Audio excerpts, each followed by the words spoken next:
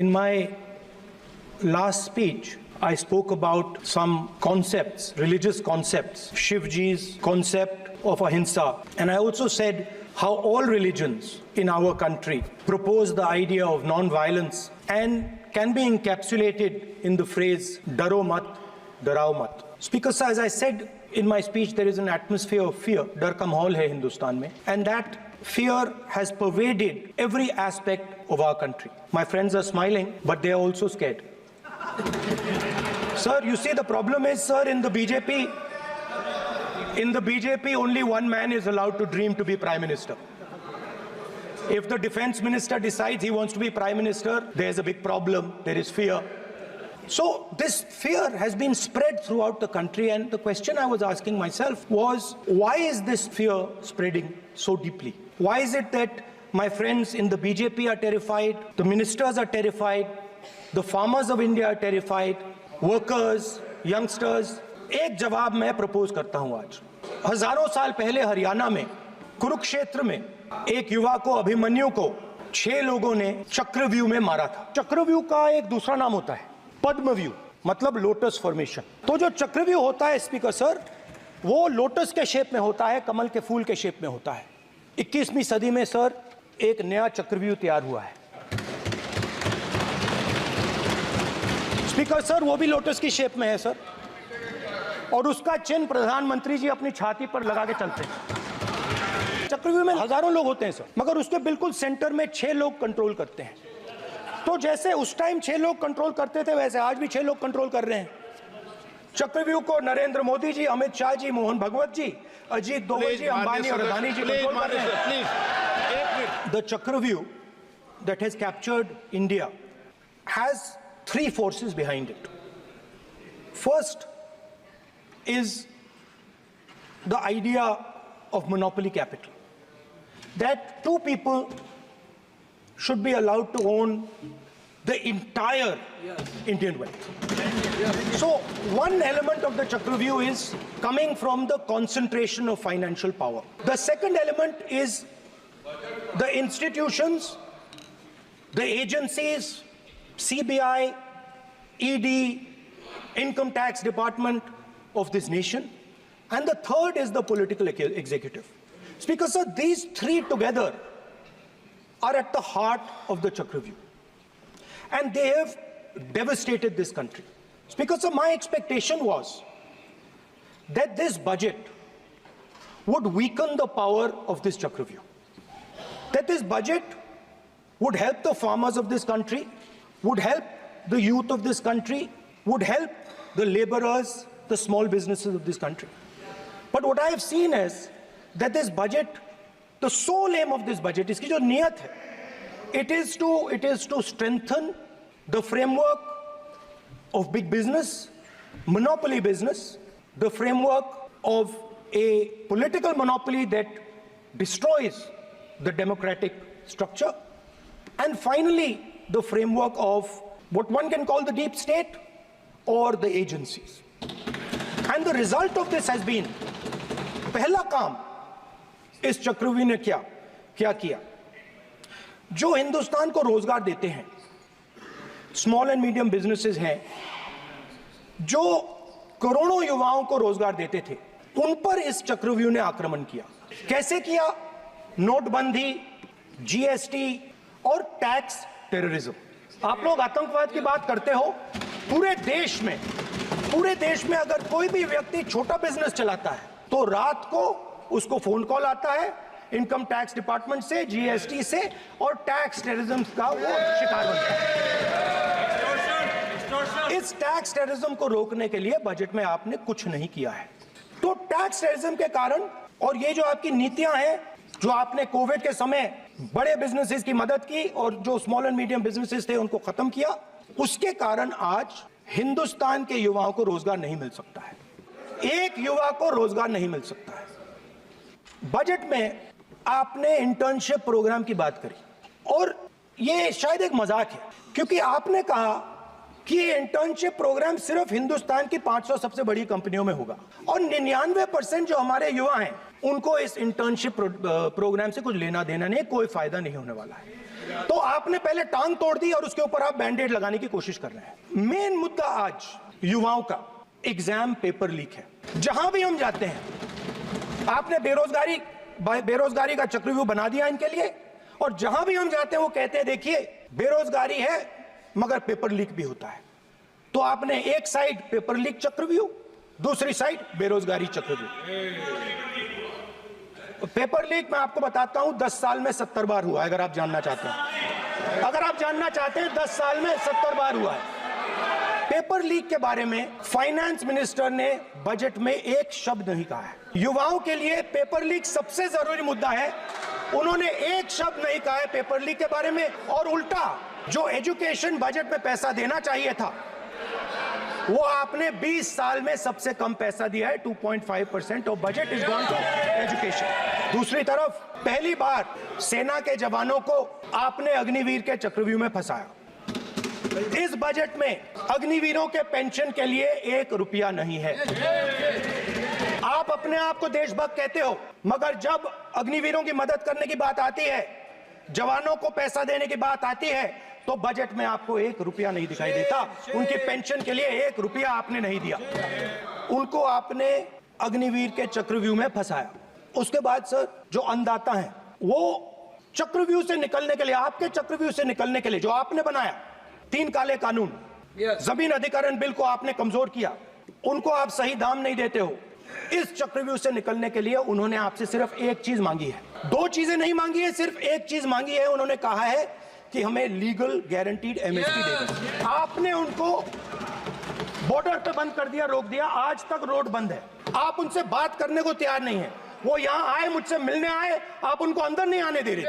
तो मैं आपको फैक्ट बताता हूँ, फिर आप मुझे करेक्ट कर दीजिए। स्पीकर सर हुआ क्या, वहां पे सर मुझसे मिलने एक फार्मर का डेलीगेशन आया।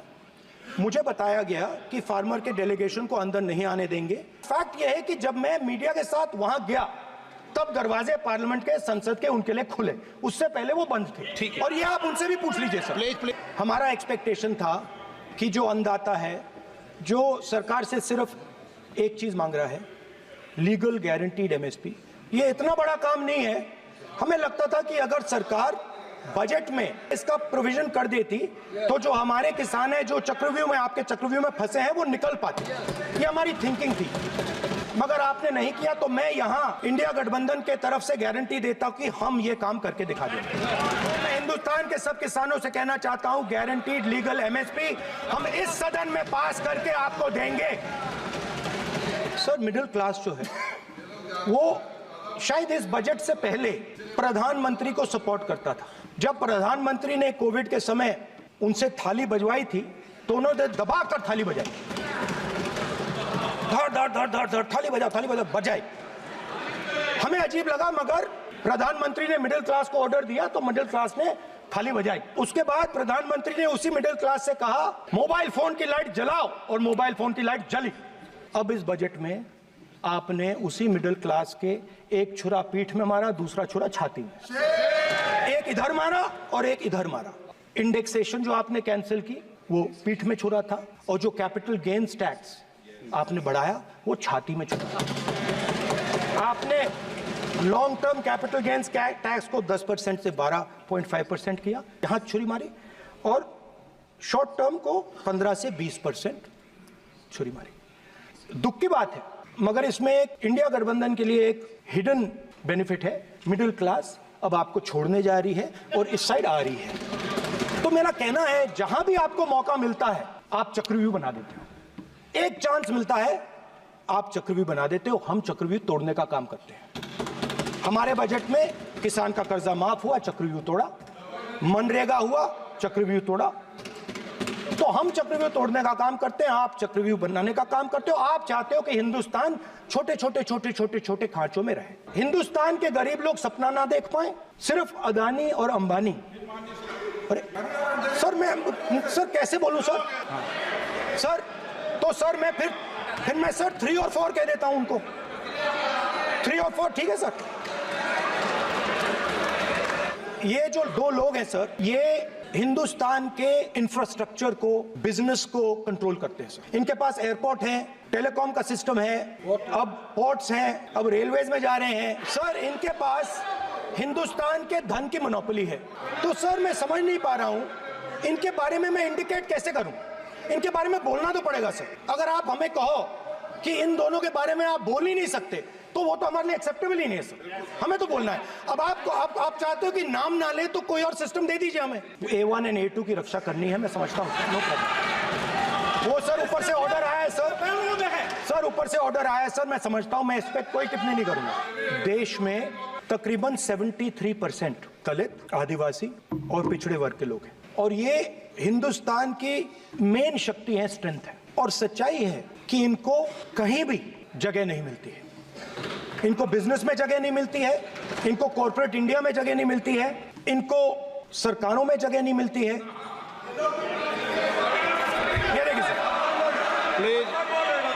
ये देखिए सर, तो मुझे ये करना है सर, वो देखो आगे।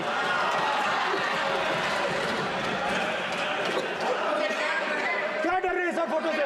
शिव जी के फोटो से डरते हैं सर, इस फोटो से डरते हैं। अभी पोस्टर नहीं आने दूंगा, गलत तरीका है ये, नहीं आने देंगे, पोस्टर नहीं लेना देंगे सदन में। सर ये जो बजट का जो हलवा है सर, ये बट रहा है। और इस फोटो में सर मुझे एक ओबीसी अफसर नहीं दिख रहा, एक आदिवासी अफसर नहीं दिख रहा, एक दलित अफसर नहीं दिख रहा है मुझे। ये हो क्या रहा है सर? सर देश का हलवा बट रहा है सर, और इसमें 73% का एक है ही नहीं सर। ये आप लोग हलवा खा रहे हो और बाकी देश को हलवा मिल ही नहीं रहा है। 20 अफसरों ने हिंदुस्तान का बजट तैयार किया है, मतलब हिंदुस्तान का जो हलवा है 20 लोगों ने बांटने का काम किया है। अब स्पीकर सर, उन 20 लोगों में से 90% लोगों में से 90% लोगों में से सिर्फ 2 हैं, एक माइनॉरिटी और एक ओबीसी। और इस फोटो में एक भी नहीं है, मतलब फोटो में आपने पीछे कर दिया। फोटो में तो आने नहीं दिया आपने, कोई नहीं आ सकता। और मैं चाहता था कि बजट में जाति जनगणना की बात उठे, जो पूरा देश चाहता है। 90% हिंदुस्तान जाति, 95% जाति जनगणना चाहता है। कौन चाहते हैं? दलित चाहते हैं, आदिवासी चाहते हैं, पिछड़ा वर्ग चाहता है, गरीब जनरल कास्ट के लोग चाहते हैं, माइनॉरिटी चाहते हैं, सब चाहते हैं, क्योंकि सब लोगों को यह पता लगाना है कि हमारी भागीदारी कितनी है, हमारी हिस्सेदारी कितनी है। मगर सर मैं देख रहा हूं सर, सरकार हलवा बांटती जाती है, और बांटता कौन है? वही 2-3% लोग, और बंटता किसको है? वही 2-3% लोग। और बाकी हिंदुस्तान, 90% हिंदुस्तान देख। फाइनेंस मिनिस्टर मुस्कुरा रही हैं, कमाल की बात है। ये हंसने की चीज नहीं है मैडम, ये हंसने की बात नहीं है, ये जाति जनगणना है, ये जाति जनगणना है। इससे देश बदल जाएगा। जो पद्मव्यूह वाले हैं उसको, चक्रव्यूह को पद्मव्यूह भी कहा जाता है सर। जो पद्मव्यूह वाले हैं इनको गलतफहमी है, ये सोचते हैं कि देश के युवा, देश के पिछड़े लोग अभिमन्यु हैं। देश के पिछड़े लोग अभिमन्यु नहीं है, अर्जुन है। और वो जो आपका चक्रव्यूह है उसको फोड़ के फेंक देंगे, फेंकने वाले हैं। पहला कदम इंडिया गठबंधन ने ले लिया, आपके प्रधानमंत्री की कॉन्फिडेंस को हमने उड़ा दिया। मतलब आपके प्रधानमंत्री भाषण में आ ही नहीं पा रहे, और मैं आपको एडवांस में बता देता हूं, मेरे भाषण में कभी नहीं आएंगे। तो जो पद्मव्यूह वाले लोग हैं सर, जो कमल फॉर्मेशन वाले लोग हैं, उनको हिंदुस्तान का नेचर नहीं समझ आया। हिंसा, नफरत हिंदुस्तान का नेचर नहीं है, चक्रव्यूह हिंदुस्तान का नेचर नहीं है। हिंदुस्तान का नेचर अलग है। हिंदुस्तान के नेचर के बारे में अब मैं आपको बनाना चाहता हूं। हर धर्म में चक्रव्यूह के खिलाफ फॉर्मेशन होता है, हर धर्म में। माननीय सदस्य, आप जानते हो हिंदू धर्म में चक्रव्यूह का ऑपोजिट क्या होता है, जानते हो आप चेयर को एड्रेस। मैं बताता हूं सर। शिव की बारात होती है सर, शिव की बारात में कोई भी आ सकता है, किसी भी धर्म का कोई भी व्यक्ति आ सकता है, बारात में आ सकता है, नाच सकता है, गा सकता है, अपना सपना देख सकता है। गुरु नानक जी, सिखों की बात करी जाए तो सेवा करने से किसी को नहीं रोका जा सकता है, लंगर से किसी को बाहर नहीं फेंका जा सकता है। सर इस्लाम में कोई भी मस्जिद में आ सकता है, चर्च में कोई भी घुस सकता है, संघा में कोई भी आ सकता है सर, मगर इनके चक्रव्यूह में सिर्फ 6 लोग हैं सर। तो ये लड़ाई शिव की बारात और चक्रव्यूह के बीच में है। हम चक्रव्यूह तोड़ने का काम करते हैं, मनरेगा, हरी क्रांति, आजादी, कॉन्स्टिट्यूशन, ये चक्रव्यूह को तोड़ने के काम है। इससे देश में खुशी आती है, डर मिटता है, कॉन्फिडेंस आती है। आप पद्मव्यूह चक्रव्यूह बनाने का काम करते हो। चक्रव्यूह शिव की बारात को हरा ही नहीं सकता है। आप अपने इतिहास को देखिए, आप अपने आप को हिंदू कहते हो, आप हिंदू कहते हो, आप हिंदू धर्म को समझते नहीं हो, आप चक्रव्यूह बनाने वाले लोग हो। तो अंत में मैं ये कहना चाहता हूं, कुछ महीने पहले सर, मैं जो आपने चक्रव्यूह, स्पीकर सर, जो चक्रव्यूह बनाए गए हैं, नहीं, कोई अपमान नहीं किया, मैंने कोई अपमान नहीं किया, मैं कर नहीं सकता कभी, जिंदगी भर मरने तक मैं अपमान नहीं कर सकता। क्या बात कर रहे हो आप, क्या बात कर रहे हो सर? तो आपने ये छोटे छोटे चक्रव्यूह बना रखे हैं, मैं इनको समझने की कोशिश करता हूं अपने छोटे से तरीके से। कुछ महीने पहले मैं 6-7 घंटे बढ़इयों के साथ काम किया। वहां विश्वकर्मा जी थे, उनसे मैंने एक सवाल पूछा। मैंने उनसे कहा कि आपको किस चीज से दुख होता है, किस चीज से आपको दर्द होता है? उन्होंने मुझे कहा राहुल, तो उन्होंने कहा राहुल, मैं ये टेबल बना रहा हूं, मगर राहुल जी कहा, राहुल जी अब कहा वो मुझे अच्छा नहीं लगा, वो मुझे अच्छा नहीं लगा, मगर कहा सच्चाई है। तो उसने कहा राहुल जी, मुझे दुख इस बात का होता है कि मैं ये टेबल बनाता हूं, मगर जिस शोरूम में ये टेबल रखी जाती है उस शोरूम में मैं अंदर जा ही नहीं सकता। कुछ ही दिन पहले सुल्तानपुर के रास्ते पे मैं एक भाई के साथ, मोची भाई के साथ बैठा, उससे मैंने ये सवाल पूछा, आपको दुख किस बात का होता है? कहता है राहुल जी, मेरा सम्मान सिर्फ मेरे पिता ने किया था और किसी ने नहीं किया। तो मेरा कहना है सर, ये जो आपने चक्रव्यूह बनाया है, इस चक्रव्यूह से करोड़ों लोगों को नुकसान हो रहा है, दर्द पहुंच रहा है, और हम इस चक्रव्यूह को तोड़ने जा रहे हैं। और तोड़ने का सबसे बड़ा तरीका जिससे आप लोग डरते हो, कांपते हो, वो है जाति जनगणना। और जैसे मैंने कहा था कि इंडिया गठबंधन गारंटीड लीगल एमएसपी इस सदन में पास करेगी, वैसे ही मैं कह रहा हूं, आपको अच्छा लगे ना लगे, जाति जनगणना इस हाउस में, इस सदन में पास करके हम आपको दिखाएंगे।